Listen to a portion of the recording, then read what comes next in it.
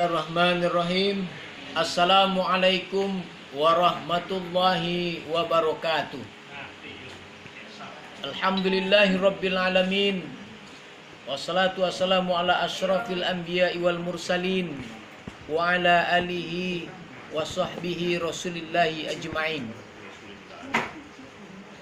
Kembali kita bersyukur kepada Allah Subhanahu wa taala. Alhamdulillah kita masih diberikan nikmat iman, nikmat kesempatan dan nikmat umur sehingga kita masih bisa menghirup udara hingga detik ini. Salawat dan salam kita kirimkan buat junjungan kita Nabi besar Muhammad sallallahu alaihi wasallam. Allahumma shalli ala Muhammad wa ala ali Muhammad. Bapak-bapak, ibu-ibu, para pemirsa yang menyaksikan video ini dimanapun berada yang dirahmati oleh Allah Subhanahu wa ta'ala. Adapun kajian kita pada hari ini yang berjudul Orang-orang Muhbitin. Sebagaimana menurut para ulama menjelaskan, muhbitin itu adalah pertama menurut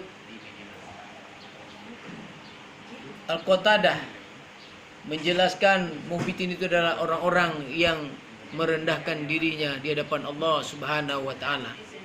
Yang kedua menurut Mujahid menjelaskan muhbitin itu adalah orang-orang yang mendapatkan ketenangan. Yang ketiga menurut As-Saddi menjelaskan muhbitin itu adalah orang-orang yang takut kepada Allah Subhanahu wa taala. Marilah bapak-bapak, ibu-ibu, saudara, para pemirsa yang dirahmati Allah Subhanahu wa taala, menumbuhkan rasa takut kita kepada Allah Subhanahu wa taala, menumbuhkan merendahkan diri di hadapan Allah Subhanahu wa taala. Semoga kita ditempatkan di surganya Allah Subhanahu wa taala dengan selalu untuk takut kepada Allah Subhanahu wa taala. Sebagaimana tanda-tanda orang-orang muhbitin itu dijelaskan dalam Al-Quran, di dalam surah Al-Hajj, surat yang ke-22 pada ayat 35. A'udzu billahi minasy syaithanir rajim. Bismillahirrahmanirrahim.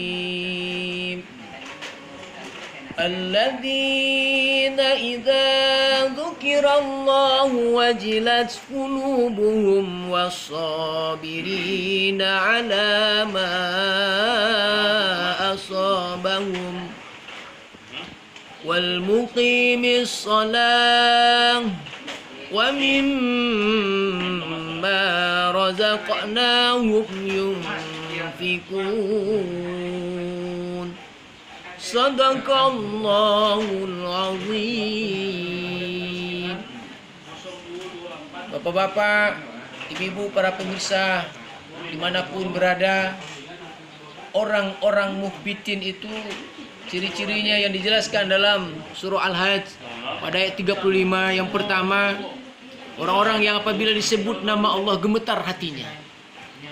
Semoga bapak-bapak saudara, ayat ini mengajak dan menghimbau kepada kita semua. Semoga kita dapat merenungkan ayat ini sehingga kita betul-betul menjadi orang-orang yang dekat dengan Allah Subhanahu wa taala. Yang kedua adalah orang-orang yang apabila diberikan cobaan sabar menghadapinya. Bahwa kita manusia tetap akan diberikan ujian, kaya miskin, kita akan tetap diberikan ujian oleh Allah Subhanahu wa taala. Untuk itu selalulah kita meningkatkan keimanan dan ketakwaan kita kepada Allah Subhanahu wa taala. Kita bentengi diri kita dengan keimanan, dengan selalu meningkatkan ibadah kita kepada Allah Subhanahu wa taala. Mudah-mudahan kita sabar dalam ujian dan cobaan yang Allah berikan kepada kita semua. Yang ketiga adalah orang-orang yang mendirikan sholat. Sholat adalah ibadah yang pertama sekali dihisap. Sholat adalah ibadah yang paling tinggi nilainya di sisi Allah Subhanahu wa taala. Waladzikrullahi akbar. Ibadah yang paling tinggi nilainya di sisi Allah adalah ibadah salat. Mudah-mudahan kita dapat membentengi kehidupan kita ini dengan melaksanakan salat. Dan yang keempat adalah orang-orang apabila diberikan rezeki lalu ia mampu berbagi, mampu sedekahkan rezeki yang diberikan kepada mereka. Mudah-mudahan bapak-bapak saudara, dari ciri-ciri orang-orang mukhbitin, orang-orang yang mendapatkan ketenangan, orang-orang yang merendahkan dirinya di hadapan Allah Subhanahu wa taala, orang-orang yang takut kepada Allah Subhanahu wa taala, sehingga dari 4 ciri ini dapat kita raih dan dapat kita peroleh, dan sehingga kita memang betul-betul menjadi hamba-hamba Allah yang sesuai dijanjikan oleh Allah di dalam Al-Quran. Jannatil lati kuntum tu'adun.